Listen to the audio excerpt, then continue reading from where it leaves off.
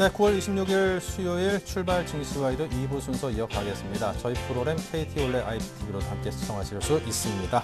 자, 오늘 준비한 내용부터 소개를 해드리도록 하죠. 네, 김동섭의 마켓 포인트에서는 김동섭 이사께서 글로벌 주요 이슈 분석과 필승 투자 전략을 여러분께 제시해 드릴 겁니다. 네, 수급으로 보는 시장에서는 박재민 팀장이 주체별 수급 상황과 함께 개인을 위한 투자 전략을 함께 짜드릴 거고요.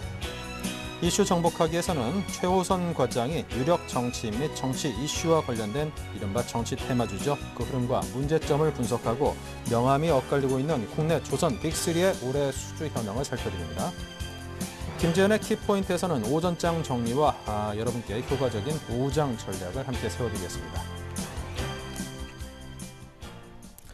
네, 먼저 이 시각의 시장 흐름을 살펴보겠습니다. 시황센터를 연결하겠습니다. 오늘은 김혜선 캐스터입니다. 안녕하세요. 시황센터입니다. 스페인발 유로존 재정위기가 다시 수면 위로 떠오르면서 추석을 앞두고 털고 가자는 심리가 시장에 작용하는 모습입니다. 뉴욕 증시는 미국의 경제지표 호조에도 불구하고 3차 양적 완화 효과에 대한 불확실성으로 전일 이틀째 하락세를 보였는데요. 오늘 이런 가운데 코스피 지수도 어제보다 개장가를 0.92% 하락한 1973.11포인트에서 장을 출발했습니다. 이 장 초반 1968선까지 저점을 내린 후에 현재는 낙폭은 좀 줄인 모습인데요. 현재 코스피 지수입니다.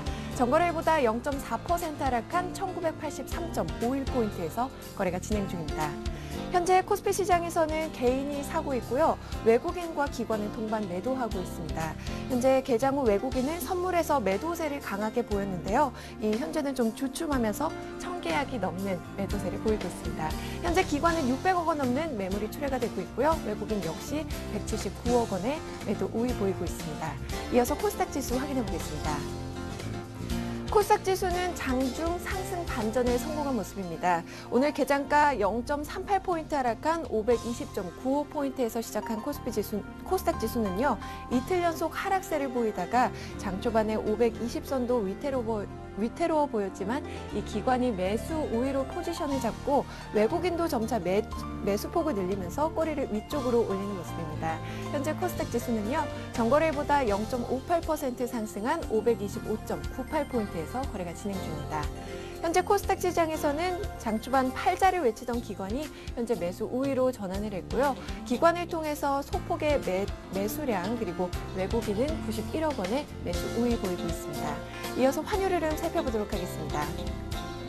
오늘 환율은 3차 양적 완화 효과에 대한 회의론으로 투자 심리가 위축되면서 소폭 상승하고 있습니다. 오늘장 환율 흐름 살펴보시면 현재는 환율 흐름은 어제보다 1원 상승한 현재 1119원 선에서 보합권에서 거래가 진행 중이네요. 현재 1119원 선에서 거래가 되고 있습니다. 이어서 코스피 시가총액 상위 종목 살펴보겠습니다. 현재 삼성전자가 0.3% 하락세를 보이고 있습니다. 132만 3천 원에 거래가 되고 있고요. 현대차가 약세장에서도 선전하고 있는 모습이죠. 현재 중국 시장 점유율 확대 기대 등에 힘입어서 하루 만에 반등에 성공하는 모습입니다. 현재 1.02% 오르면서 24만 7천 원에 거래가 되고 있습니다. 현대모비스 1.56% 하락 중이고요. 기아차 0.14% 소폭 밀려나면서 72,400원에 거래가 되고 있습니다. 현대중공업도 0.59% 하락하고 있고요. 삼성생명도 약보합권에서 거래가 진행 중입니다. 반면에 한국전력만이 상승불을 켜고 있네요. 현재 3.53% 강세를 보이면서 27,900원에 거래가 되고 있고요. 신한지주는 약보합권에서 37,600원에 거래가 되고 있습니다. 이어서 코스닥 시가총액 상위 종목 살펴보겠습니다. 현재 셀트리온이 0.86% 하락하면서 28,800원에 거래가 되고 있습니다. 다음과 서울반도체도 약보합권에서 거래가 진행 중이고요. 반면에 파라다이스는 오늘장 반등에 나서면서 17,700원에 거래가 되고 있습니다. CJENM도 1%대로 상승 중이네요. SM은 0.36% 조정을 받고 있고요. SK브로드밴드도 1% 가까운 하락세를 보이고 있습니다. 반면에 포스코 ICT가 0.84% 상승 중이고요. 젠백스도 주당 250원씩 오르면서 4만 원에 거래가 되고 있습니다. 이어서 이 시각 특징 업종 및 테마 종목 살펴보겠습니다. 현재 대부분의 업종이 하락세를 보이고 있는데요. IT주가 외국인과 기관의 동반 매도에 연일 부진한 흐름을 보이고 있습니다. 장 초반 1%가 넘는 하락세를 보였던 삼성전자는 현재 낙폭을 많이 줄였고요. 주당 5,000원씩 하락하면서 132만 2천원에 거래가 되고 있습니다. SK하이닉스 0.22% 하락 중이고요. LG디스플레이가 0.71%, 그리고 삼성 SDI와 LG이노텍은 각각 0.6% 정도의 약보합권에서 거래가 되고 있습니다. 건설주가 실적 부진 우려감에 외국인과 기관의 동반 매도세가 나오면서 현재 하락하고 있습니다. 현재 현대건설이 1.61% 밀려나고 있고요. 대우건설은 1.44% 하락 중입니다. GS건설 주당 1,500원씩 밀리면서 현재 76,500원에 거래가 되고 있고요. 대림산업이 2% 가까운 하락세입니다. 현대산업도 2.8% 밀려나면서 현재 22,550원에 거래가 되고 있습니다. 코스피가 1980선에서 좀 부진한 흐름을 보이면서 현재 증권주들도 이틀째 조정을 받고 있습니다. 증권주 살펴보시면 현재 대우증권이 1.54% 하락하면서 12,750원에 거래가 되고 있고요. 삼성증권도 현재 1% 가까운 하락세입니다. 현대증권 주당 150원씩 하락하면서 9,400원에 거래가 되고 있고요. 현재 키움증권도 1.62% 하락하고 있습니다. 전날 줄줄이 하락 마감했던 창투사주들이 각 대선 후보가 잇따라 벤처기업에 대한 지원책을 내놓으면서 이 정책 수혜 기대감에 동반 강세를 보이고 있습니다. 우리 기술 투자가 11% 넘는 급등세고요. 현재 재미니 투자도 5.45% 상승 중입니다. 에이티넘인베스트 7.75% 오르면서 2,220원에 거래가 되고 있고요. 대성 창투도 8.8% 강세를 보이고 있습니다. 한국전력이 셰일가스 도입 수혜 기대감에 힘입어서 나흘 연속 상승하고 있습니다. 오늘 장은 강세를 보이고 있는데요. 주당 950원씩 오르면서 27,900원에 거래가 되고 있습니다. 지금까지 시황센터에서 김혜선이었습니다. 네, 자, 이어서 글로벌 주요 이슈를 분석해 보도록 하겠습니다. IM투자증권 압구정금융센터의 김동섭 이사 전화 연결돼 있습니다. 안녕하십니까? 네, 안녕하십니까? 네, 메르켈 독일 총리가 독일과 유럽연합이 함께 나아가야 한다고 주장을 했군요. 다만 부실국을 계속 지원할 수는 없다는 점을 분명히 했다고 합니다. 이 부분도 굉장히 중요한 듯한데 이 발언이 의미하는 바는 무엇일까요? 이거 상당히 좀 문제가 있는 것 같습니다. 왜냐하면 메르켈 총리가 유로존이 이렇게 힘들게 만든 사실 어떻게 보면 원인이거든요. 물론 그리스나 스페인, 피그스들이 시장에 문제를 일으킨 건 사실이지만 해결하는 국면에 있어서의 원인은 사실 메르켈의 상당히 문제가 좀 있었던 것으로 보고 있습니다.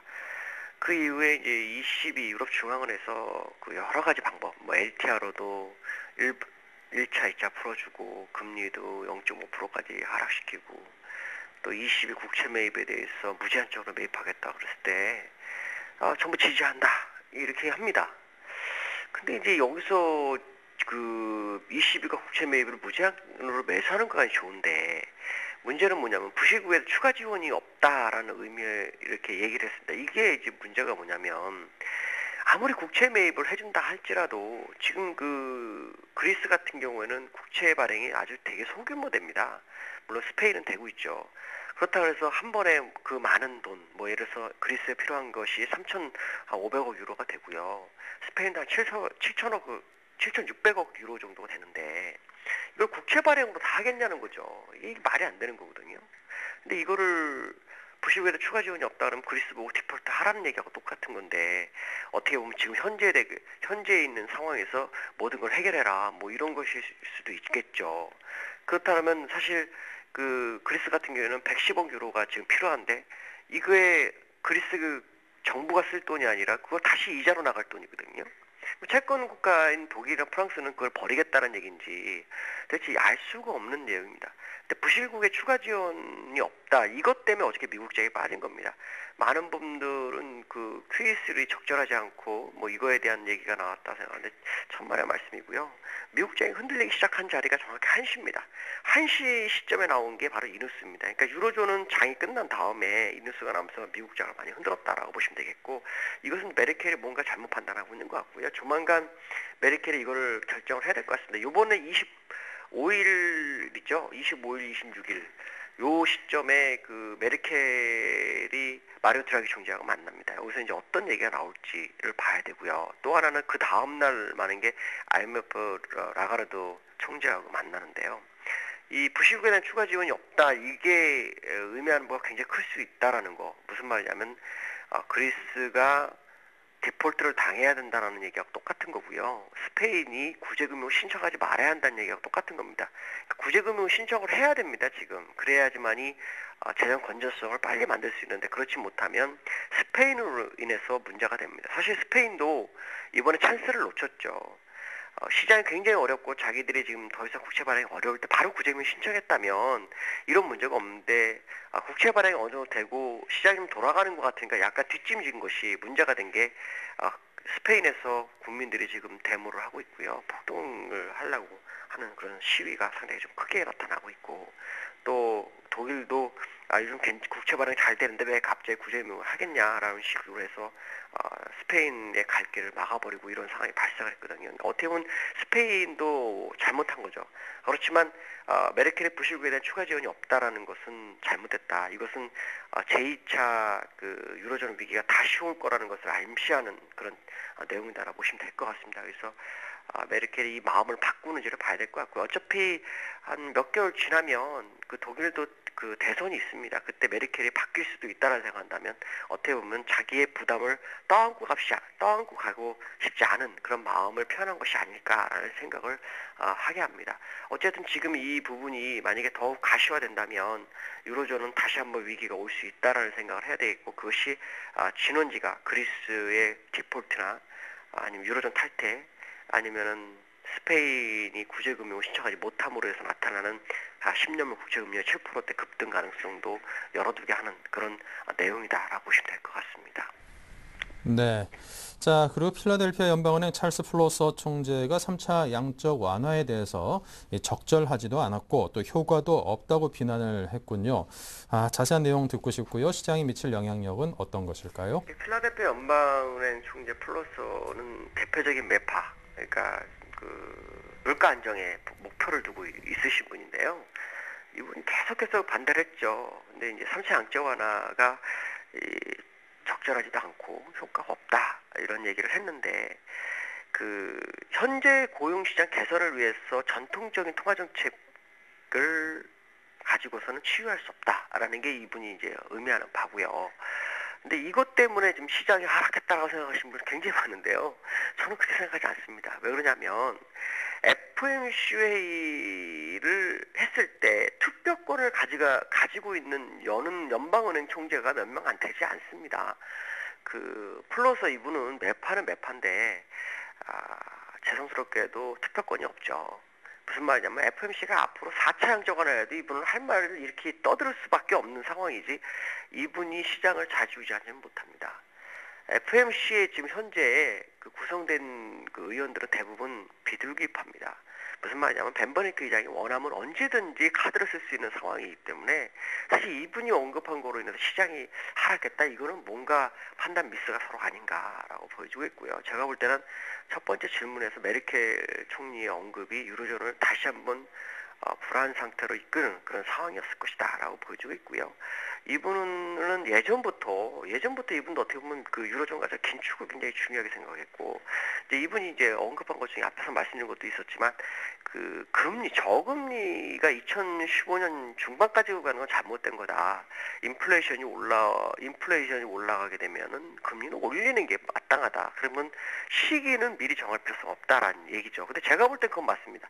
인플레이션이 올라가게 되면 지금 유가를 잡아서 인플레이션을 막고 있지만 결국 이번 대선이 끝나면 유가는 올라갈 거고 그 이후에 인플레이션은 나타날 겁니다. 그렇게 되면 사실 지수가 14,000 이상이 되면 그때부터는 금리를 올려야 되거든요. 다음에 주가 하락을 대비해서 아니면은 경기 둔화를 대비해서 뭔가 카드를 마련해 놓고 있어야 한다는 거죠. 그러니까 그 부분에서는 저도 동의를 하지만 지금 시장에서 고용이 8.3%, 8.2%로 오가고 있는 상황에서 시장에서 원하는 것은 5.5%에서 6%인데 2%를 내려면 한 달에 24만 명씩 고용이 증가돼야 되는데 현재 경제 상태로는 그게 불가능하다는 얘기죠. 그러니까 결국에 가서는 이분이 주장하는 부분도 일부는 맞을 수 있겠지만 3차 양적 완화가 잘못됐다라고 보는 것은 아니죠. 일단은 나중에 출구 전략에서 문제가 발생할 수 있을지언정 일단 지금 3차 양적 완화는 정말 잘한 거다라고 판단하고 있고요. 이분이 주장하는 바는 그렇게 아직까지 귀담아들 필요성이 없다. 이분이 혹시라도 특별권을 지니게 되는 그 순간이 된다면 그때는 정말 중요하게 바라봐야 되겠지만 지금은 그런 상황이 아니다라고 말씀드릴 수 있습니다. 네. 자, 그렇다면 오늘장 투자 전략은 어떤 걸 제시하시겠습니까? 예, 지금 시장이 제가 볼 땐 하락에 대한 준비가 안 된 것으로 보이고 있습니다. 그래서 우리나라가 좀 잘 버티고 있는 것으로 보이고 있고요. 왜냐하면 미국이 지난주 금요일에 대량 거래를 통해서 하락을 유도할 수 있는 것이 나타난 건 사실이지만 우리나라 같은 경우에는 외국인들이 들어오는 가격대가 있습니다. 그 가격대로 계산해 보면 사실 그들도 그렇게 이익이 없거든요. 아시겠지만 뭐 모르시는 분도 있으시겠지만 대부분 아시는 분들은 아시겠지만 종목들이 정말 시원치 않습니다. 지수가 2000인데 종목은 정말 수익 나기가 어렵거든요. 제가 여기 그 지점에서 있지만 정말 종목에서 수익 난다는 게 하늘의 별 따기만큼 어려울 정도로 힘듭니다. 계속해서 주가가 흐르고 있거든요. 그렇다면 메이저들, 그러니까 특히 외국인들이 이번에 3조 6천억 정도가 단기적으로 얼마 전에 들어왔는데 그때 그 영국계가 한 2조 7천억 정도 들어왔습니다. 73% 정도가 들어왔거든요. 그들도 지금 이익이 못난 상태라는 거죠. 그렇다면 지금 상황으로 봤을 때는 이 하락에 할 만한 이유가 없다라는 거고 만약에 하락을 한다면 선물에서라도 해지를 걸어야 되거든요. 근데 외국인들이 지금 선물에서도 지금 보시면 누적 매도가 그렇게 많지가 않습니다. 그러니까 누적 매도가 이제 1000개입니다. 외국인들이 항상 해지를 걸 때는 10,000개에서 15,000개, 맥스로 23,000개까지 매도를 치고서 방향을 보거든요. 그렇다면 지금 준비가 아무것도 안 되는데 이게 왜 내려가느냐에 대한 부분입니다. 아마 혹시라도 그 펀드 판매 물량을 저점에서 집기 위한 작업이 아닐까라는 생각도 들고 있고요. 여러 가지로 보고 있습니다. 결론적으로 말씀드리면 추세적으로 그 큰 물결은 나갈 수 없을 것이다. 다만 잠깐 굽는 그런 물길 중에 저점을 향해서 아까 왔다 가는 그런 정도가 아닐까라고 생각하신다면 저점 시마다 매수 대응은 유효하고 현재 물량은 굳이 버릴 이유가 없다라고 보고 있습니다.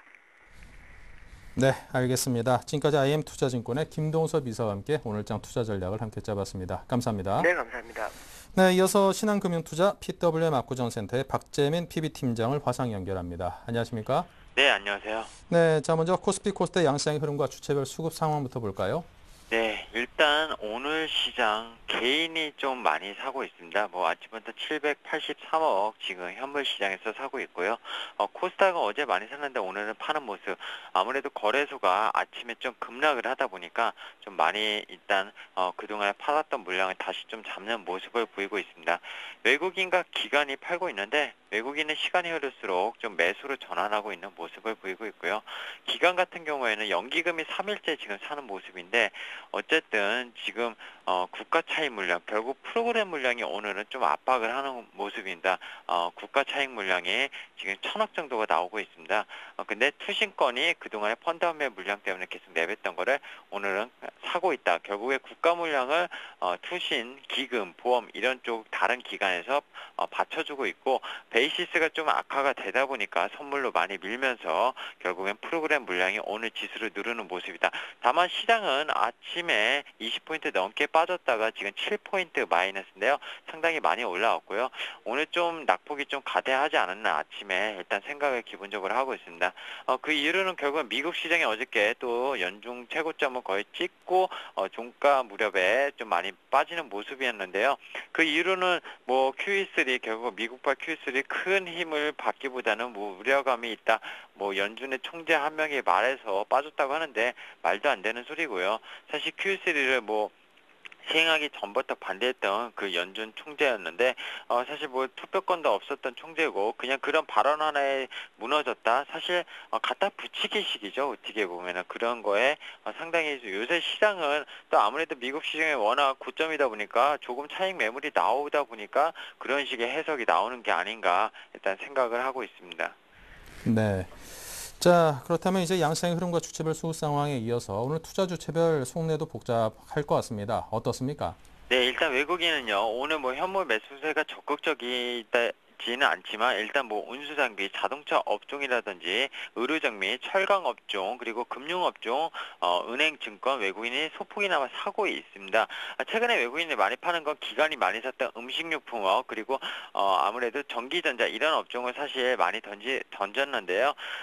사실 그동안 산 물량에 비해 많이 던졌다 이렇게 판단할 수도 없고, 오늘도 이제 시간이 지날수록 순매수로 전환을 할 걸로 보이고 있습니다. 그래서 단기 쇼 구간이라는 건 매도 구간인데, 결국에는 2000선에서 저는 갭 메우기 이번에는 좀 안 일어나길 개인적으로 바랬었는데, 역시 갭을 좀 메우고 가는 모습을 만들어내는 것 같습니다. 아무래도 9월 14일 날 버냉키 발언 이후에 갭 상승, 상당히 그 구간을 많이 벌려놨기 때문에 오늘 정확히 그 가운데 빈자리를 갭 메우기 자리가 일단 나오고 있고요. 오늘 이대로 만약에 올라가지고 만약에 양봉으로 끝나면은 상당히 갭 메우기는 성공적이었다, 이렇게 좀 말씀을 드리고 싶습니다. 앞서 다른 전문가님도 말씀하셨는데요. 사실 외국인이 최근에 현물을 매수한 외국인들 거의 대형주 위주로 프로그램 바스켓으로 많이 매매를 했었고요. 그들 또한 수익이 나지 않은 상황이고, 그들 또한 이렇게 되면 손실이 점점 커질 수가 있습니다. 뭐 한율법은도 그렇게 외국인한테 우호적이지는 않았기 때문에 매집 구간이다 이렇게 말씀드린 거, 외국인은 저는 더 다시 살 거라고 일단 보고 이렇게 말씀을 드리고 싶고요. 개인 떨어지면 주식 매집할 기회제하고, 오늘은 매수하지만 최근에 개인 만약에 이렇게 돼서 종가상으로 좀 올라가거나 그러면 종가에 또 다 던지고 그런 패턴을 보이고 있습니다. 상당히 단타를 많이 하는 모습인데, 그 물량에서 과연 수수료를 남기고 먹는지 그게 좀 판단이 안 서고 있습니다. 어떻게 매매를 하는지 실질적으로 좀 봤으면 좋겠지만 그런 건 안 되고, 어쨌든 거래소에서 전체 물량을 잡아서 개인이 매수한다 이렇게 볼 수밖에 없을 것 같습니다. 기관 같은 경우는 연기금이요, 어제 그제 1,500억 이상씩 이틀 동안 3,000억을 샀고요. 오늘도 아침부터 벌써 200억을 사고 있습니다. 보통 연기금이 2,000대 지수대에서 잘 사지는 않았었거든요, 예전 같은 경우에는. 근데 이번에는 뭐 정보를 받았는지 모르겠지만 하여튼 뭔가 자신감이 있는 것 같습니다. 계속 지금 3거래일째 연속 산다는 거는 연기금이 무언가 자신감이 있는 것 같고요. 연기금이 계속 사는데 투신도 펀드 한매 물량 최근에 계속 나와서 부담은 되지만, 어쨌든 월요일부터 말씀드린 월말 윈도우 드레싱 이런 것부터 해가지고 좀 기대를 해봐도 되지 않을까, 좀 사봐도 되지 않을까. 오늘은 기간은 좀 사고 있는데 결국엔 국가 차익 물량 때문에 기간이 순매도로 잡힌다, 아까 말씀을 드렸습니다. 네. 자, 그렇다면 오늘 장 개인을 위한 투자 전략을 제시해 주십시오. 오늘 심리적으로 상당히 많이들 힘들어하실 것 같습니다. 네, 사실 아침에 뭐 18포인트 마이너스 시작해서 20포인트 넘게 빠지면서 1960선까지 내려가면서 좀 시겁하신 이제 투자자분들 많으실 걸로 보고 있는데, 아까 말씀드렸지만 이제 QE3에 대한 그런 갭 상승을 해서 그 갭 메우기가 지금 자리가 일어난 자리라고 보시면 되겠고요.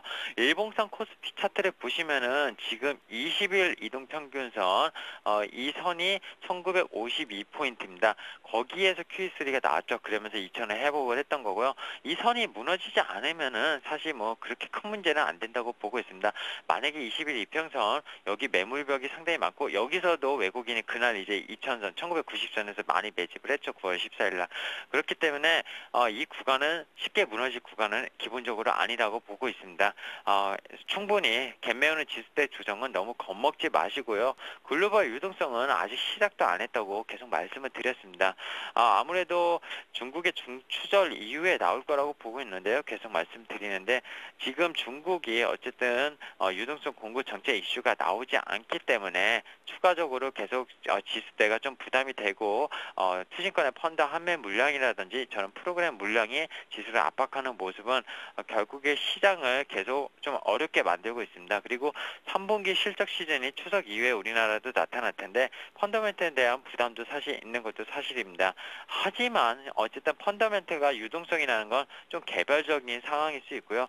지금 장은 유동성이지 펀더멘트 장세는 아니다, 계속 누차 말씀을 드렸습니다. 그렇기 때문에 주식 오늘 만약에 아침에 20포인트 또 하락했을 때 사신 분은 지금 또 수익은 나셨겠지만 앞서 다른 분들도 말씀하셨겠지만 대형주로 수익을 내긴 정말 어려운 장입니다, 지금. 그렇기 때문에 좀 길게 보시라고 말씀을 드리고 싶고요. Q3 싼 상황에서도 왜 이렇게 단기간에 수익이 안 나느냐, Q 연대랑은 왜 이렇게 다르느냐. Q 연대도 정확히 짚고 나가면 나오고 나서 한 달 정도는 있다가부터 지수대가 좀 오르기 시작했습니다, 본격적으로. 그래서 인내는 좀 길지만 쓰기보단 달 수 있다고 저는 좀 평가를 내리고 싶고요. 기본적으로 지금 시장은 조금 더 길게 보는 1, 2주 봐가지고 수익을 짧게 크게 낼 수 있는 시장은 아니라고 봅니다. 기본적으로 대형주를 매매했을 때는. 그다음 코스닥도 어제 또 그제 기간이 매도하면서 그동안에 많이 상승했던 종목들이 상당히 낙폭이 컸던 하루였는데요. 어제 코스닥 지수가 2%나 빠졌었죠. 오늘 반발 매수세로 코스닥은 0.5% 오르긴 하는데 이 구간도 역시 코스닥도 지금 부담되는 구간이기 때문에 대형주에서 안 된다고 또 지금 여기서 코스닥으로 다시 돌아가면서 매매를 하시면은 결국 리스크가 더 커지기 때문에 항상 이런 기간 조정, 이런 이격 조정을 이겨낼 수 있는 투자자분이 결국 나중에 수익을 낸다 말씀을 드리면서 오늘 투자 전략을 좀 마감을 하는 게 맞을 것 같습니다. 네, 자 지금까지 박재민 PB팀장이었습니다. 감사합니다. 네, 감사합니다.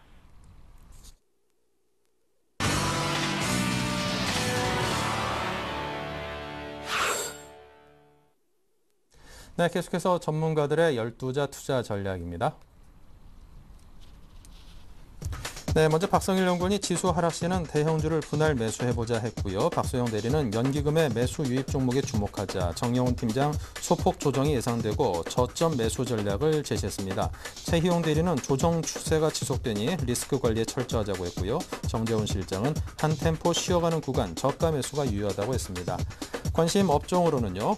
박성일 연구원이 정유와 건설을, 박소영 대리 IT 자동차, 정영훈 팀장 운수 장비, 최희용 대리 SNS 관련주, 정재훈 실장은 건설업종을 말했습니다. 네, 오늘은 IM투자증권의 정영훈 팀장과 전화 연결합니다. 안녕하십니까? 네, 안녕하세요. 네, 현재 시황부터 듣겠습니다. 네, 우선 금일 같은 경우에 지금 소폭 이제 조정이 좀 나타나고 있는 상황인데요. 개인적으로도 지금 어느 정도 금일 시장 같은 경우에는 소폭 조정이 좀 예상되고 있는 상황에서 그렇지만 지금 저점 매수 전략은 여전히 유효하다라고 좀 말씀을 드릴 수가 있겠습니다. 우리가 과거 경험에서 지금 알 수가 있듯이 과거 역사적으로 봤을 때 추석 전주가 이제 외국인이랑 기관 투자자들이 적극적으로 매수를 하지 않는 경향이 있기 때문에 상당히 그동안 추석 전주로 해서는 수익률이 좀 좋지 못했다는 점에서 역시 지금 시점에서는 좀 보수적으로 대응할 필요가 있지 않나 그렇게 좀 바라보고 있습니다. 그렇지만 다만 지금 최근 들어서 지금 연기금 쪽에서 상당히 좀 공격적인 매수세가 좀 들어오고 있다는 점에서 역시 지금 이제 눌림이 들어올 시마다 어느 정도 좀 비중을 담아가는 전략이 좀 좋지 않을까 그렇게 좀 보고 있고요. 지금은 코스피 대형주 쪽보다는 아무래도 좀 중소형주 쪽으로 지금 좀 개별 종목 장세가 좀 진행되고 있는 상황이기 때문에 그러한 좀 중소형주 쪽으로 좀 관심을 좀 기울이시는 게 좋지 않을까 그렇게 좀 보고 있습니다. 네, 자, 오늘 관심 업종은 운수장비 업종에 대해서 말씀하셨는데요. 보다 상세한 설명 주십시오. 네, 오늘 금일 같은 경우는 운수장비 업종을 말씀드린 이유가 바로 제가 앞서 말씀드렸다시피 연기금에서 지금 강한 매수세가 들어오고 있는 종목 중에서 가장 지금 매수상이 1위에 있는 종목이 바로 현대차라고 할 수가 있겠는데요. 지금 연기금에서 현대차 주식만 지금 2조 이상을 지금 쓸어담고 있는 상황입니다. 그렇기 때문에 지금 시점에서는 역시 현대차에 대해서 좀 관심을 좀 기울일 필요가 있지 않나 그렇게 좀 판단하고 있고요. 운수장비와 좀 더불어서 전기전자라든가 금융업종들도 연기금에서 상당히 좀 공격적인 매수세가 좀 들어오고 있기 때문에 지금 시점에서는 충분히 좀 매수가 가능한 영향이 아닌가 그렇게 좀 보고 있습니다. 네, 자, 오늘장 관심 종목은 어떤 종목을 제시하십니까? 네, 금일 같은 경우는 제가 고영이라는 종목을 한번 소개시켜 드리도록 하겠는데요. 바로 고영 같은 경우에는 3D 정밀 측정 및 검사 장비 부분 그 세계 1위 업체다라고 좀 할 수가 있겠습니다. 무엇보다 고영의 가장 강력한 주가 모멘텀은 바로 실적 모멘텀이라고 할 수가 있겠는데요. 지금 지난 2분기에 사상 최대 실적을 지금 기록한 바가 있습니다. 이번 지금 3분기에도 이러한 실적 성장세는 좀 계속해서 계속해서 좀 이어질 것으로 좀 예상이 되고 있고요. 그리고 또 지금 역시 뭐 시장에서 전망하기로는 지금 4분기에도 이러한 실적세가 계속해서 좀 이어질 것으로 그렇게 좀 보고 있습니다. 그렇기 때문에 역시 지금 실적이 뒷받침되고 있다는 점에서 만일에 지금 시장이 좀 조정이 들어온다라고 하더라도 오히려 시장 대비해서 상당히 좀 강한 흐름을 좀 보여줄 수 있지 않을까 그렇게 좀 보고 있습니다. 그리고 지금 현 주가 수준이 지금 현재 PER 약 한 8배 수준에서 지금 거래가 되고 있기 때문에 역시 뭐 밸류에이션 매력도 상당히 좀 부각될 수 있는 소지가 크지 않나 그렇게 좀 보고 있습니다. 그리고 좀 수급상으로 봤을 때도 지금 특히나 자산운용사 쪽에서 비중을 계속해서 좀 늘려가고 있다는 점에서 주목을 할 필요가 있겠는데요. 지금 특히 뭐 한국투자밸류라든가 이런 쪽에서 뭐 1% 이상 지금 비중을 확대하면서 상당히 좀 자산운용사 쪽에서 비중을 늘려가고 있다는 점에서 역시 저평가 매력이 높다는 그러한 좀 해석을 할 수가 있겠다라고 좀 말씀을 드릴 수가 있겠습니다. 그래서 지금 시점에는 역시 뭐 실적과 이러한 수급적인 부분이 역시 주가에는 긍정적인 영향 좀 작용을 하지 않을까 그렇게 좀 보고 있습니다. 지금 금일 같은 경우에는 이제 전일 대비해서 약간 소폭 하락하면서 지금 움직이고 있는 상황인데요. 금일 같은 경우 눌림목 구간으로 판단을 하고 있고요. 매수가로는 25,000원 이하에서는 충분히 좀 매수 가능하고 목표가로는 한 3만 원 정도까지 잡으시고서 대응을 하신다면 크게 좀 무리가 없지 않을까 그렇게 좀 보고 있습니다. 네, 알겠습니다. 오늘은 정영훈 팀장께서 고영이라는 종목에 대해서 설명을 주셨습니다. 오늘 말씀 감사합니다. 네, 고맙습니다. 네, 다음은 이슈 정복하기 박미라 아나운서입니다. 안녕하세요. 이슈 정복하기 박미라입니다. 오늘 살펴봐야 할 주요 이슈들 화면으로 정리해 보겠습니다. 가수 싸이의 강남 스타일이 지구촌을 흔들고 있습니다. 싸이가 국내에서 벌어들인 돈은 9월 말 현재 200억 원에 육박한 상태입니다. 하지만 이 모든 수익은 소속사인 YG가 아닌 싸이의 몫이라고 하는데요. 싸이의 성공과 YG 엔터테인먼트의 상관관계를 정리해봅니다. 유력 정치인 및 정치 이슈와 관련된 이른바 정치 테마주에 투자했던 개인들이 최근 1년 동안 1조 5,494억 원을 날린 것으로 조사됐습니다. 일부 정치 테마주는 가격 제한폭까지 떨어지고 있어 추가 손실이 우려되고 있습니다. 유럽 재정 위기에 직격타는 세계 조선업계의 불황이 지속되는 가운데 세계 조선 1위의 위용을 뽐내는 국내 조선 빅3의 올해 수주 목표 달성에도 명암이 엇갈리고 있습니다. 부동의 1위는 현대중공업이 지키고 있지만 실적은 부진한 상태입니다. 이슈 정복하기 오늘 순서는 신한금융투자 최호선 과장과 함께하겠습니다. 안녕하세요. 네, 안녕하세요. 네, 요즘 가수 싸이의 강남 스타일이 전 세계를 흔들고 있습니다. 주식시장에도 큰 영향을 주고 있는데요. 특히 싸이의 소속사인 YG 엔터테인먼트가 톡톡히 그 효과를 누리고 있습니다. 이 싸이의 성공과 관련해서 어떻게 봐야 할까요? 예, 일단 싸이가 국내에서 벌어들인 돈은 9월 말 현재 200억 원에 육박한다고 하고요. 싸이의 그 단독 콘서트 썸머 스탠드 훨씬 더 승폭주가 기사에도 보시다시피 약 3만 명 관객을 동원하면서 30억 원 가량의 매출을 기록을 했습니다. 그리고 광고 모델료가 4억에서 5억 원 수준으로 현재 10개 정도 광고가 이제 지금 촬영을 마쳤거나 현재도 진행 중이고요. 이를 통해서 약 50억 원에서 100억 수익이 예상된다고 합니다. 또 이제 그 강남 스타일을 직접 작곡해서 저작권료로 1억에서 2억 가량의 수익을 챙기게 됐고 행사 개런티 역시 껑충 뛰어서 이제 5천만 원 넘었다고 하는 기사가 좀 나오고 있는데요.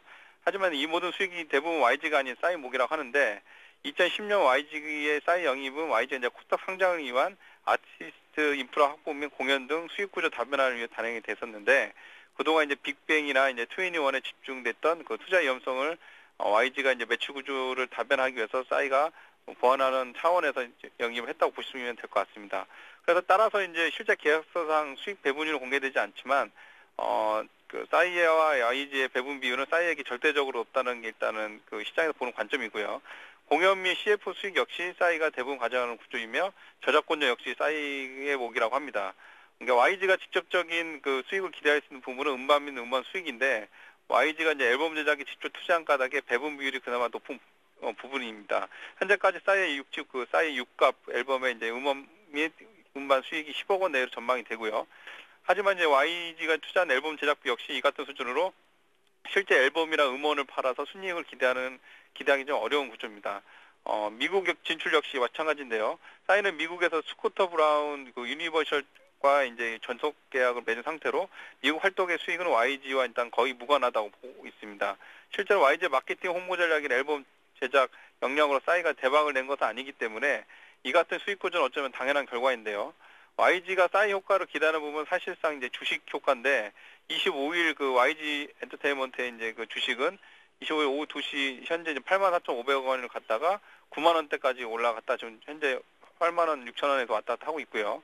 지난 7월 16일 47,600원에 비해서는 일단 2배 가까이 올랐다고 보시면 되고 현재 YG 시가총액은 거의 9천억 원대에 이른다고 보시면 될 것 같습니다.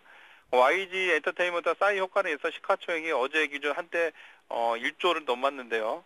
시장 투자자들은 이와 같은 싸이의 이제 글로벌 인기와 YG 엔터테인먼트사의 이제 수익이 정비례하지 않는다는 점은 사실 주가가 오를 때도 그 정도는 어느 정도 인식하고 있었습니다. 그런데 이제 주가가 올라갔던 이유는 그 일반 투자자들 입장에서 봤을 때는요. 단순히 급등하는 그 차트에 매매하는 것보다 기존에 이제 그 싸이가 국내에서는 최초로 글로벌 인기 스타가 됐다. 그리고 그다음에 현재 그 빌보드 차트나 영국 차트 순위 올라가는 것도 지금 국내 가수로서는 어떻게 보면 세계 시장을 녹화하는 거기 때문에 이런 부분이 높이 사서 소속사인 YG 엔터테인먼트의 어떤 그 브랜드 인지도 상승을 기대했기 때문에 주가가 반응한 걸로 보고 있고요. 현재는 어제 고가를 찍은 다음에 좀 조정을 받고 있는데 추후 흐름은 어떻게 봐야 되냐면 싸이의 강남스타일이 이제 미국 빌보드 핫순위 차트 1위와 영국 차트 순위 1위까지 갈 수 있는 인기가 지속될 것인지에도 좀 주목을 해서 향후 엔터테인먼트사가 추후에 싸이 이후에 자사에 개발된 어떤 그 가수들이 성장할 수 있는 어떤 에너지를 가질 수 있나 이것을 보고 투자하시면서 기회를 갖는 것이 좋을 것으로 생각이 됩니다. 네. 다음 이슈입니다. 최근 1년 동안 정치 테마주에 투자했던 개인들이 1조 5천억 원 정도 손해를 본 것으로 조사가 됐습니다. 더 큰 문제는 추가 손실이 우려된다는 점일 텐데요. 정치 테마주와 관련된 최근 이슈들 정리해 주시죠. 네. 금융감독원이 이제 131개 테마주 가운데 대표적인 35개 종목에 대해서 지난 6월 1일부터 지난 5월 31일까지 1년 동안 투자자들의 매매 손실을 분석한 결과 약 195만 개 계좌에서 총 1조 5,494억 원의 손실이 발생했다고 이사일 발표를 했습니다. 이 가운데 개인 투자자 비율은 99%가 넘었고요. 조사 대상 35개 종목 중 주가 상승률이 가장 높았던 종목은 안철수 테마주로 분류되는 코스닥 상장사 안랩입니다. 469% 올랐고요.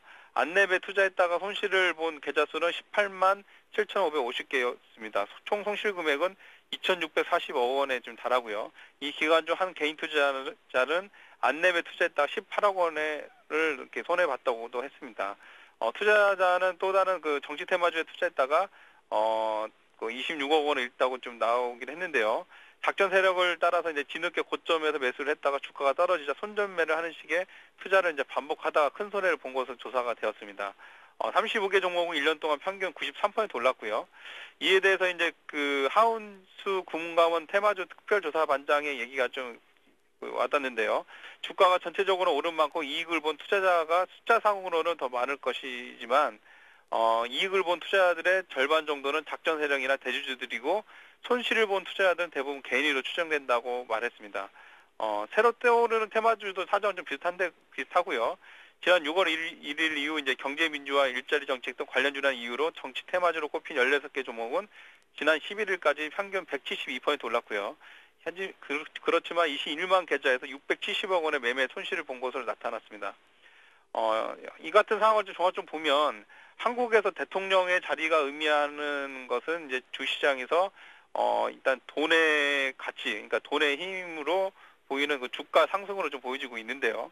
일반 투자자 입장에서 보게 되면 대통령 선거 관련 주식들이 가능성을 보여줄 때 강한 상승 탄력을 보여주지만 기대감이 꺾이면 급락하는 점을 모르고 투자하지는 않았을 겁니다. 다만 이제 상승 추세 단기에 투자한다는 마음으로 투자하시지만 실제로는 그렇게 매매가 안 되면 이제 손실이 커지는 건데요. 지금 현재 그 대선 후보들이 이제 확정된 만큼 이 부분에 대해서는 좀 더 신중한 투자가 필요한 것으로 좀 보여집니다. 네.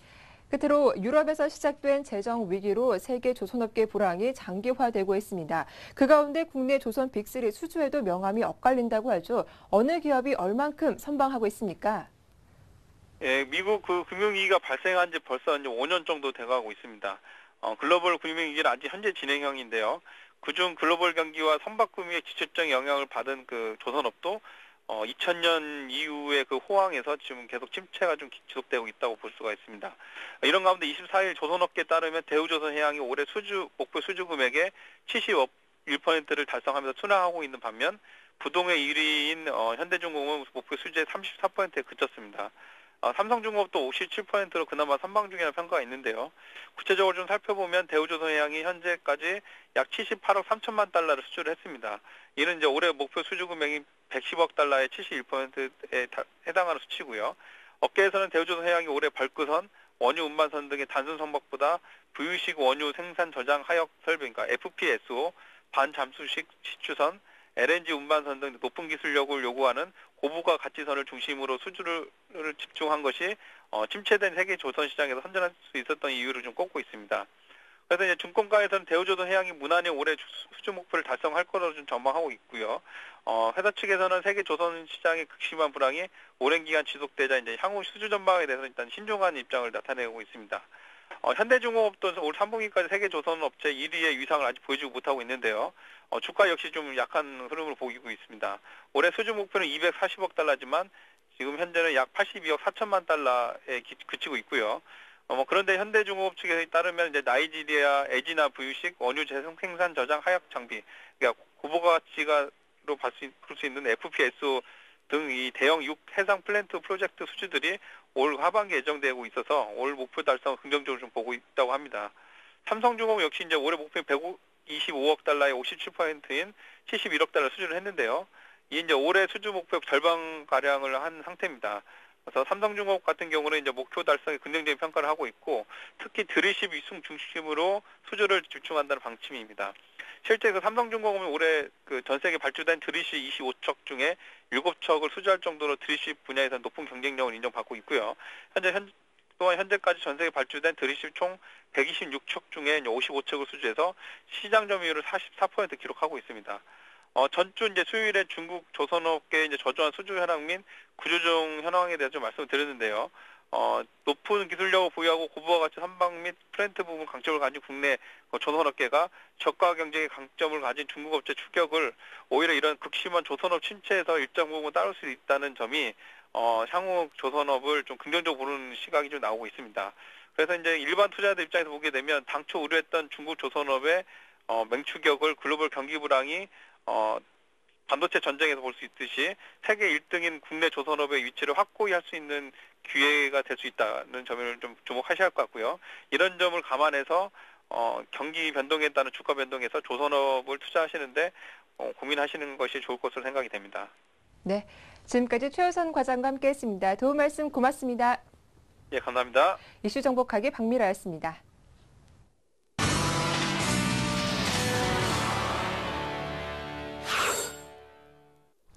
네, 계속해서 리딩투자증권 우성재 팀장을 연결합니다. 안녕하십니까? 네, 안녕하세요. 네, 중국 증시 쪽은 어떻습니까?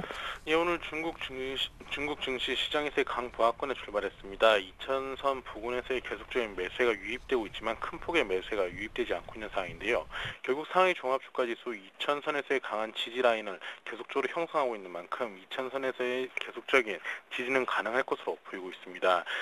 하지만 지금 중국의 내부적인 이야기들을 보았을 경우 크게 시장에서의 불안감이 확대되고 있는 상황인데요. 지금 가전업종의 고성장세가 둔화되고 있는 것으로 발표가 났습니다. 중국 가전협회에서는 중국 가전업계가 지난 10년 동안 일본과 한국을 앞질러 세계 최대 가전 제품 시장에서의 자리를 굳건히 지키고 있다는 걸 내놨었는데요. 하지만 올해 들어서 이러한 비중들이 계속적으로 줄어드는 모습을 보이면서 성장률이 좀 둔화 국면에 진입하지 않을까라는 우려감이 좀 커지고 있다고 보시면 좋을 것 같습니다.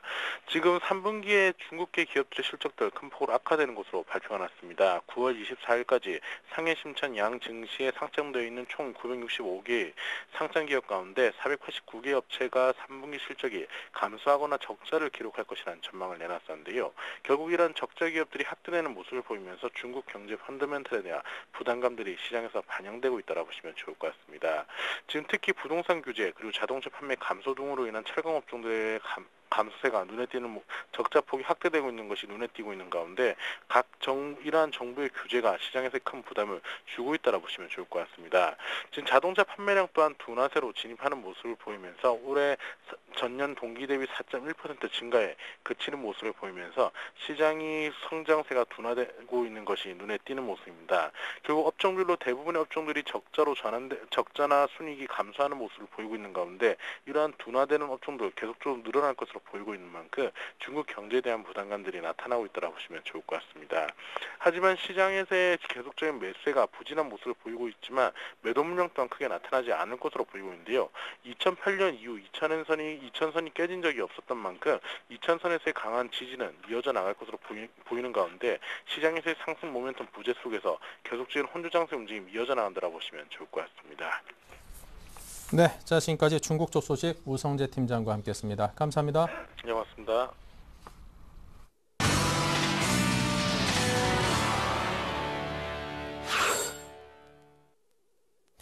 네, 계속해서 오전장 정리해보고요. 오후장을 대비할 만한 전략을 함께 짜보겠습니다. 김지현의 키포인트입니다. 안녕하십니까?